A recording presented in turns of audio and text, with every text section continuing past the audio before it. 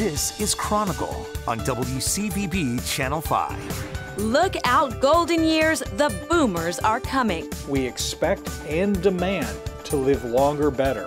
Baby food for adults? Can it? Homes not senior friendly? Fix them. Neighbors gone? Build new communities. They decided they were going to be the architects of their own aging process. The next generation of older adults are actually in better health than any previous generation. And they want businesses to meet their needs now. I've dedicated my career to helping seniors in transition. Plus, taking a loved one home from the hospital can seem scary. Some of these folks are saying, you know what, I'm pretty overwhelmed. Why the AARP fought to bring caregivers relief. The new aging, next on Chronicle. And unfortunately, when we think about old age, we have typically talked about the needs. Apparently, at a certain point, we have no wants. We have no desires. We only have needs. And by the way, all of them revolve around, did you take your medication today? A recent symposium at MIT featuring Dr. Joseph Coughlin, head of the prestigious MIT Age Lab, the gathering in honor of Coughlin's new book, The Longevity Economy. Business has totally missed the mark. Imagine this. The 50 plus make up 70% of the disposable income in the United States. And here are some of the things that we've come up with. We've come up with retirement communities that are far away from anything having to do with life.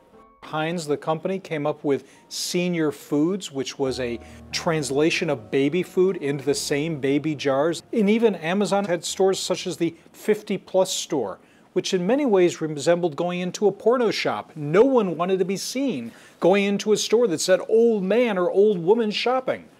So these ideas of what we have around old age and what those people want have been missing the mark for decades. Coughlin says businesses will be forced to refocus now that the vast graying of America has begun.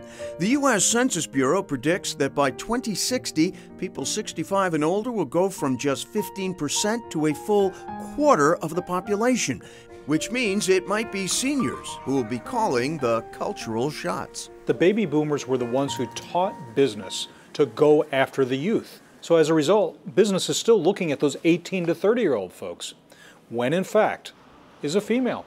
A middle-aged to older woman is going to be the lifestyle leader of new technologies, new services, and in fact, she makes the majority of buy decisions in the home and in the store already.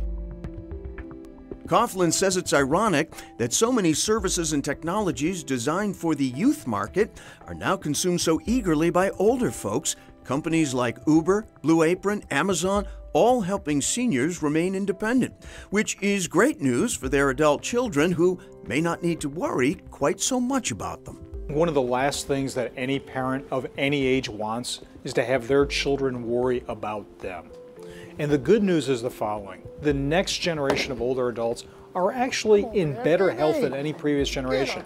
They may have more chronic conditions, but they're better managed. We have technologies at our disposal today that allow us to stay safe, healthy, and engaged that our parents and grandparents could not even envision. But probably the big difference in the longevity economy, the next generation of retirees or older adults, we have expectations.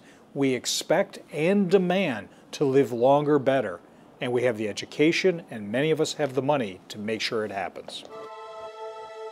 While it's true that depression still plagues many older Americans, Coughlin maintains the boomer generation is nonetheless finding new ways to have fun that don't necessarily mean moving to a sunshine state. By the time we're 50, most of us want to what we call age in place. That's fancy jargon for that by the time you're 50, your marriage, your mortgage, and your memories are in one place. 90% of us choose to remain in the house that we live in our 50s and 60s. While there's this vision of moving to Florida or Arizona, very few people do that, and frankly, many of them ricochet right back to where they were before. So as a result, we have to start thinking of how do we redesign not just our houses, but our communities that are connected and fun and provide transportation alternatives. So aging in place is more than just about your house. It's about living in communities that excite and delight and keep you engaged.